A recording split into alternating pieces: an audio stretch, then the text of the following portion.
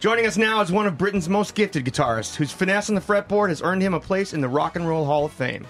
This charitable chap is a certified CBE and has penned some of prog rock's biggest worldwide hits. Here to tell us more about Pink Floyd's new album, The Endless River, is the dexterous and delightful David Gilmour. David Gilmour. Thank you, Adam. Good morning, David. Morning. How are you today? I'm pretty well, all things considered. How was that live music for you as you wandered in? Wasn't it? They're brilliant, that's aren't really they? Washington Square. My parents used to live in Washington Square. Really? Yeah. Okay, well, are they American? Your parents American, or did they move over there? They moved over there.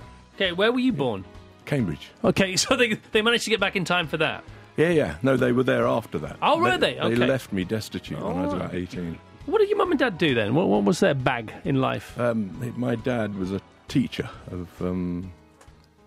at Cambridge University. Right, okay. In genetics and zoology. And your mum? A mum? She was a teacher briefly, and she became a film editor. Did she really? Later, yeah. What did she work on? She worked at the BBC for a while. Did you? God bless her. Thank you. She worked on Junior Points of View, I think. What a fine programme. I remember it well. Okay, so David, you're here. You're talking about a brand new Pink Floyd album. When does this happen? Not very often, it has to be said anymore. Tell us how this one came about, why now, and where's it from? Well, we recorded our last Pink Floyd album, previous one, Division Bell, in 1994. I got to know each other a little bit again before that, because we hadn't seen each other for quite a while. And out of all those jam sessions and things, we have devised this album. It's been, as you say, a long, long time. 1994? 1994, yes. Okay, That's when that one came out. So 20 years on. So why is it special? Is it as much of a work of art as the other ones have been in the past, would you say? It's a work of art. It's slightly different. It's almost all instrumental. You've been playing the one song on it a few times. And it's... I've been working on a solo album, actually, and I've had other keyboard players playing on that recently, and thinking, God, I wish our Rick was still around to help me out on all that. And it struck me that we should go back and listen to all the music that was left over from those earlier sessions, because it's always been hanging around in my mind that we would get to using them one day. So this seemed like a good moment. And for people who don't know, because there will be lots of people who don't know, the evolution of Pink Floyd, and Rick Wright, who you're talking about, who's no longer with us, but was obviously around then, died in 2008. Yeah, 2008. Just tell us about Pink Floyd in the 60s, because you weren't in the band originally. Just give people a sort of fool's guide, a blagger's guide to Pink Floyd, if you don't mind. Well, yes. Their first, they were signed in 1967. The first record came out, was called Arnold Lane, about a chap who stole women's clothing from washing lines, which was banned by the BBC. Outrageous. And that was written by Syd Barrett, who was my friend and was the sort of leading light of the band, who slightly overcooked things, you could say, and had to leave, and they asked me to join in his place in 1968, January 68, when I was 21. How did that feel?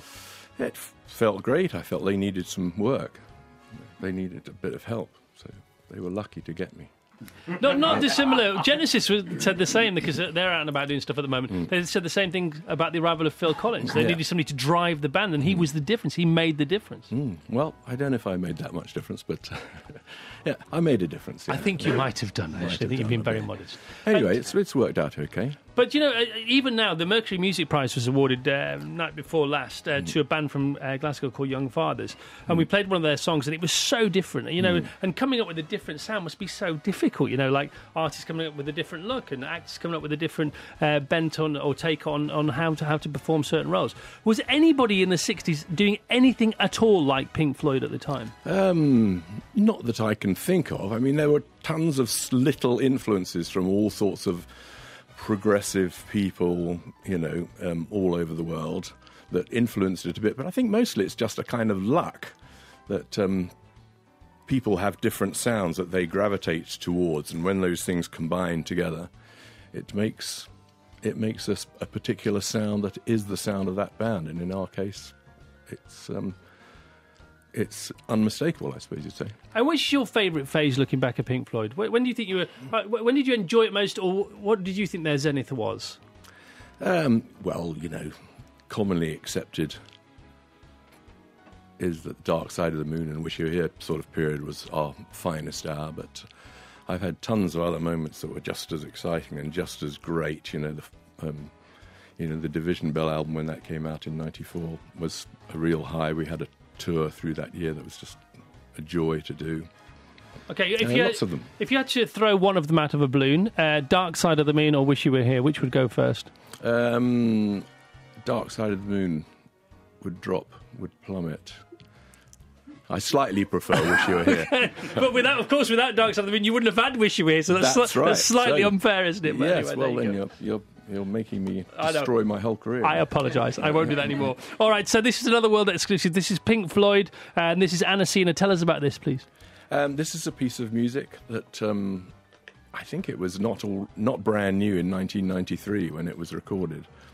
It was a piece of piano music that we call the hymn for some reason, and we recently got this Israeli chap, Gilad Atzmon, in to play clarinet and saxophone on it, which he does very well. It makes it much more Eastern, much more sort of Middle Eastern, I suppose you'd say. Okay, so I looked up hymns and that sort of thing in Turkish for some reason, and came up with the word Anacina, which is in memory of, which seemed to fit in more than one way. Perfect. All right, from 20 years ago right till now.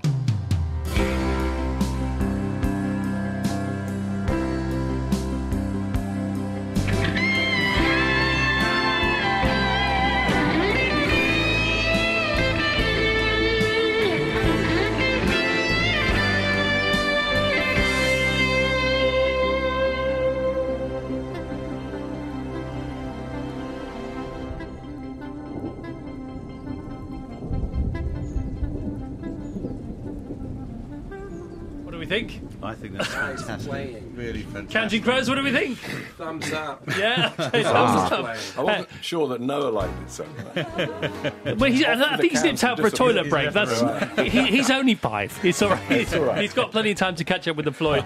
So, what did that, as musicians, Counting Crows, Dan, Adam, and Imi, what did that say to you as you heard that? What did you think as you were listening to that? Because we had it pretty loud here in the studio. Unmistakable David Gilmour guitar playing. Really? Yeah. You could tell, could you? Oh, yes. Voice. I know it well. Voice, yeah. Oh, well. Okay, and the signature of David's guitar playing in your ears as musicians, what is that signature? There's just an emotional tone to it that just pierces lyrical. To the heart. Yeah, it's lyrical. It's It's very easy to comprehend as a musician. Yeah. Are you aware of how unique your sound is, David?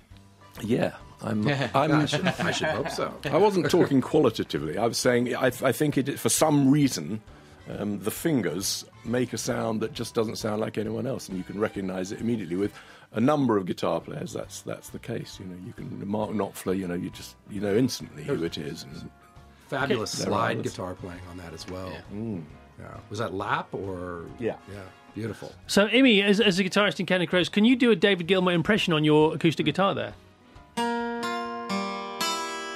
My dog has fleas. That's exactly what I hear when I put those notes together. Hugh, were you at all musical, Hugh Bonneville? I'm not, but I grew up with, I don't want to age you too much, but I did, one of the first albums I had was, the middle period, or the period you were talking about with Wish You Were Here, and they were seminal parts of my teenage years. And how did you listen to that album? Because kids listen to music Don't differently, ask. if at all, today. No, I want to know, Hugh. Was it in a bedroom? Was it speakers either side of your ears? I didn't have headphones. There were these two really rubbishy, I'm afraid to say, speakers that I put very close to. I looked like something out of a sort of 1950s, space movie with these big blocks next to my ears. My dad's very cheap Wharfdale speakers.